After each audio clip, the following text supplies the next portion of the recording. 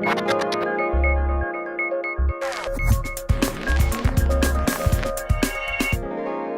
day and welcome to Module 7 of the Social Enterprise Development course. This module is entitled Opportunities Surrounding Pursuing a Social Mission. And in the rest of this video, we'll be visiting an actual social entrepreneur and be discussing with them how they've actually gone about achieving their social aims, particularly through leveraging innovation.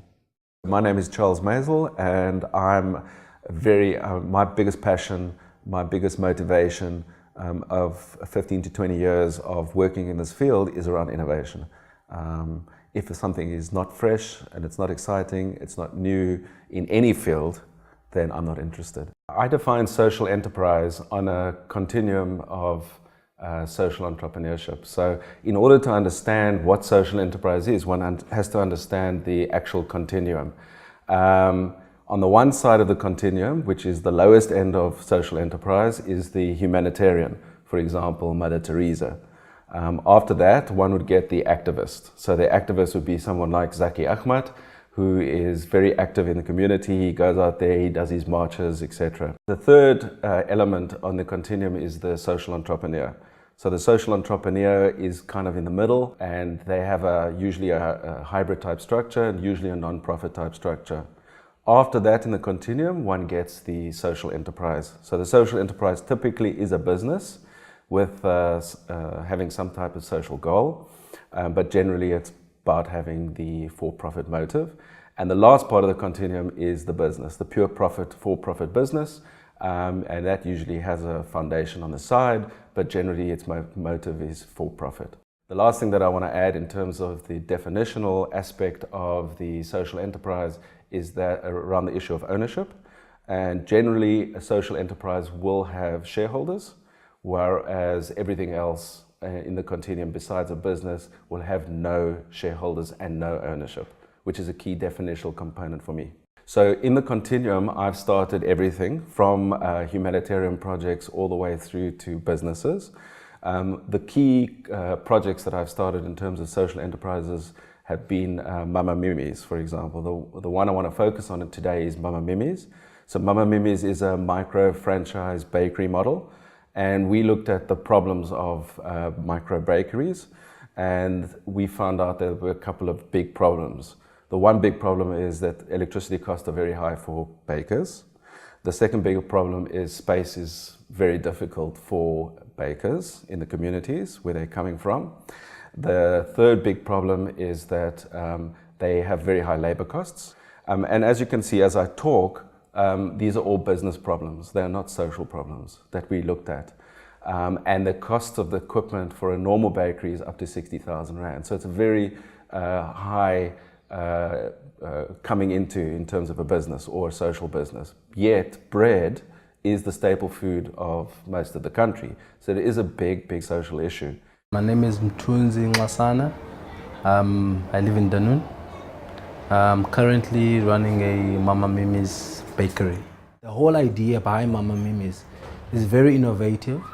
It's genuine, and it's not everywhere, but also it's very sufficient in the sense of like you don't use electricity, you don't use gas. All you do is you use firewood. You know, and then you get the exact same product as if maybe you were to go to ShopRite or Pick and Pay for your bread. What we did with Mama Mimi's is we created our own oven. We designed an oven that used wood only, a very small oven, and a very efficient oven. So the bread comes out perfectly every time. And when one looks at that model, we cut out electricity. The second thing is it's only one entrepreneur, so it's a micro franchise per oven.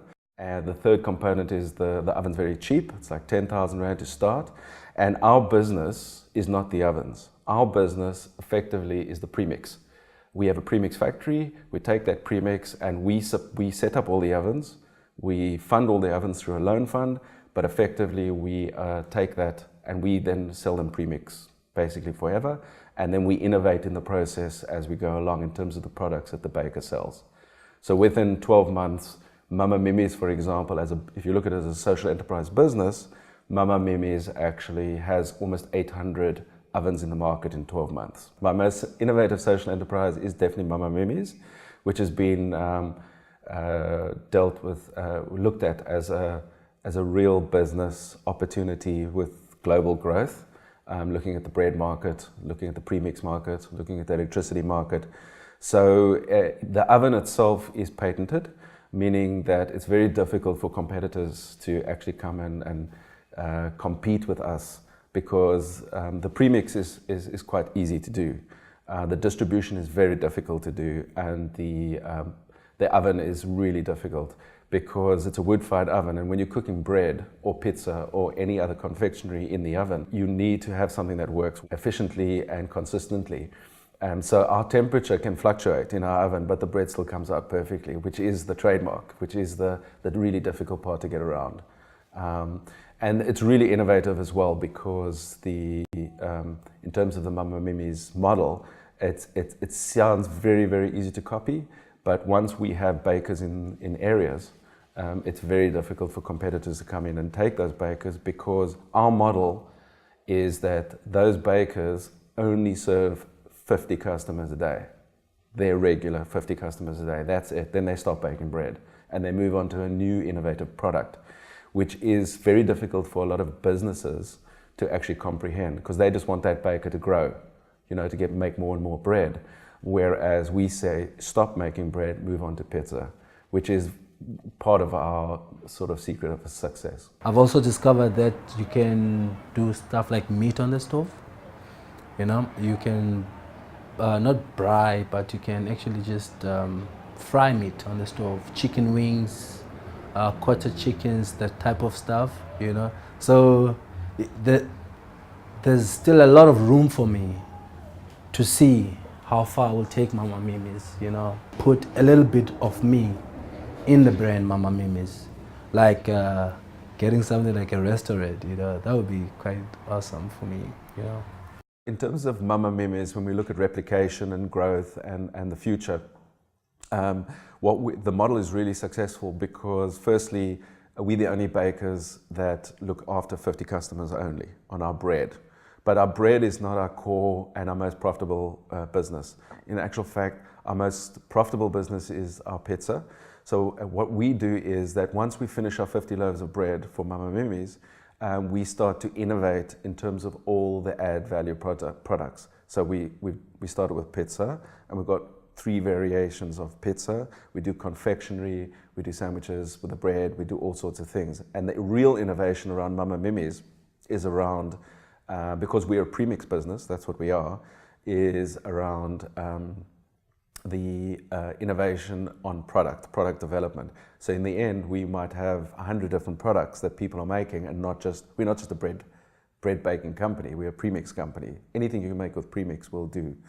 The second part of our innovation in terms of replication in the future is that we're starting to add value product now. So for example, we've been approached by big insurance companies to start adding insurance components into our bread, which means, for example, that someone will pay 20 cents extra for a loaf of bread, but if someone passes away in the family, the insurer is a partner to us, and they will be allowed to give away a loaf of bread every day for a year if someone dies in that family. Now that is, I even get goosebumps thinking about it now. It is such an awesome innovation.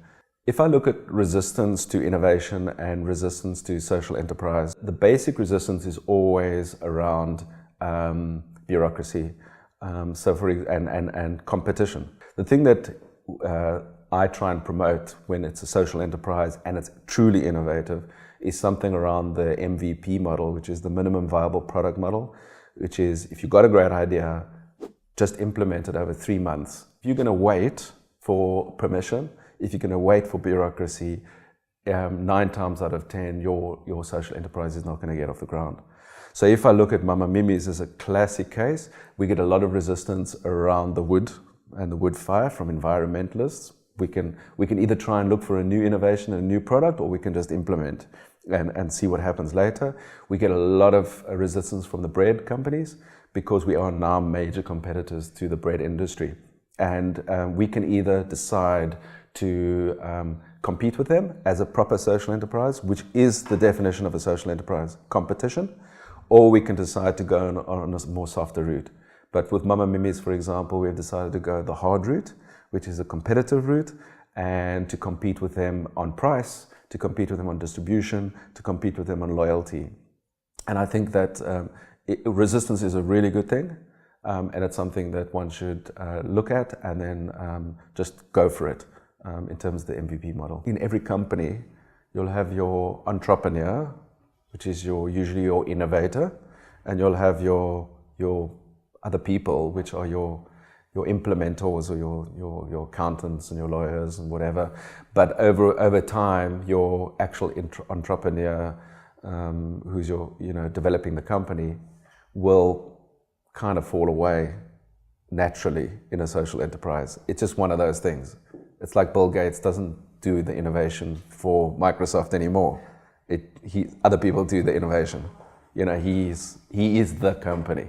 So the dilemma for the innovator or the original pioneer is actually always, where do you place yourself in the future? But coming back to the social enterprise component, it is actually something that can be answered, because it is actually a very, very good point, this. If you're a social enterprise, you will have a share, which means that you're an owner of the company. If you're a social entrepreneur and you're registered as a non-profit company or a trust, you will have nothing. And it is a huge dilemma for a lot of innovators, because the dilemma is, if you're a great social entrepreneur and you don't have a share in a company, and you can sit on the board, but if you leave with nothing. It's a huge dilemma. Social enterprise people don't have this problem because it's a company. You have a share, you can sell out, you can make profit, you can sell your shares and start something new. But a social entrepreneur can't. They're stuck. It's actually a massive, massive issue. When I started Men on the Side of the Road project, which was one of my original ones almost 15 years ago, it was set up as there was no such thing as social enterprise then, 15, 16 years ago. And it was a social entrepreneurship venture. And when I left, or gave it away, because you have to give it away, there's no shares, I actually received an award. It was called the Bequeathing Leadership Award or something, because I actually gave it away. There's nothing else I could do. So it is a huge dilemma for people who start social entrepreneurship ventures versus social enterprise. It's another definitional issue, but it's a huge dilemma. You will walk away with nothing. So it's worthwhile setting up a social enterprise rather than a social entrepreneurship venture if you want future earnings. If you start a social entrepreneurship venture rather than a social enterprise, one can put together what I call a royalty contract. So if it's your idea, it's your innovation, it's your concept, let's say Shanduka Black Umbrellas, which is a social entrepreneurship venture of mine, I have a royalty contract for 5 years. They pay me per month, a royalty fee. I've still got to work for the money, but it's like a royalty fee. But after 5 years, that's it, it's gone. So I still get my money, but not as shares.